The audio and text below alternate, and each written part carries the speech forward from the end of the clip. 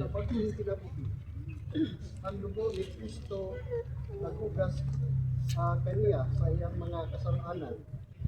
Mag-ampo kita aron dawaton siya sa Dios ipon sa tanang mga santos sa langit. Pagbasa sa santos na ebanghelyo sumala sa sulat ni San Pablo ngadto sa taga Tesalonica. Buot usab kami maigsuon nga mahibalo kamo.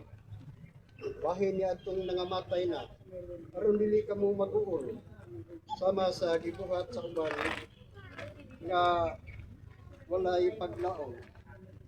Kay sanggit nagtuo kita nga si Jesus namatay ug nabanhaw.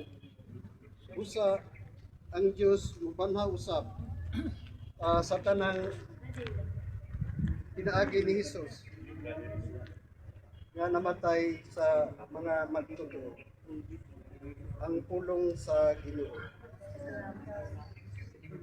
Ang litanya. Ginoo kaluy kami. Kristo kaluy kami. Ginoo kaluy kami. Kristo pasayloa ang iyang mga sala. Kristo hinumdumi ang iyang mga maayong buhat. Ginoo dungga ang among mga alay.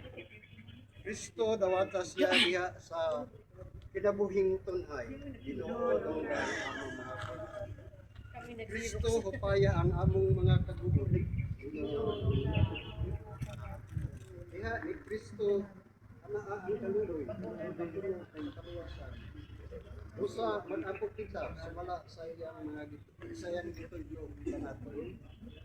Mahanamo anaka sa langit kay ang ngalan.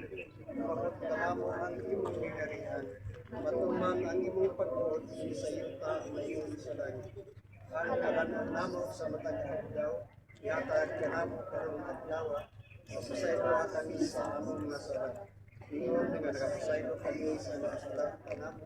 Dili mo kami iyan sa panulay. Asa sa kami sa dautan. Amen.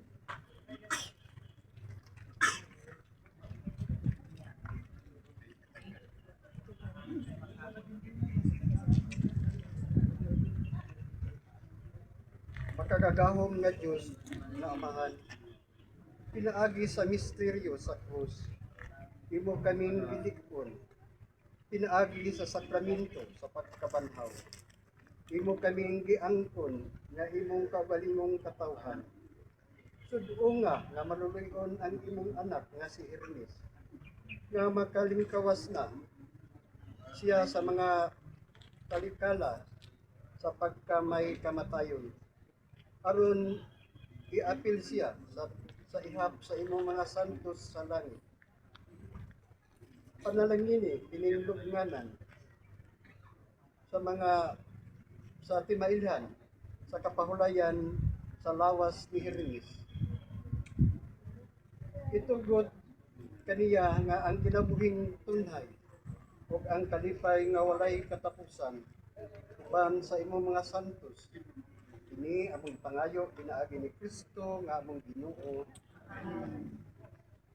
Pahulay nga dayon ihatag kaniya o Ginoo. Kaya naway pagkamalon ulang kaniya. Mupahulay unta siya sa kalinaw. Amen. ang iyang matalag o ang matalag sa tanang magtotoo nga nangamat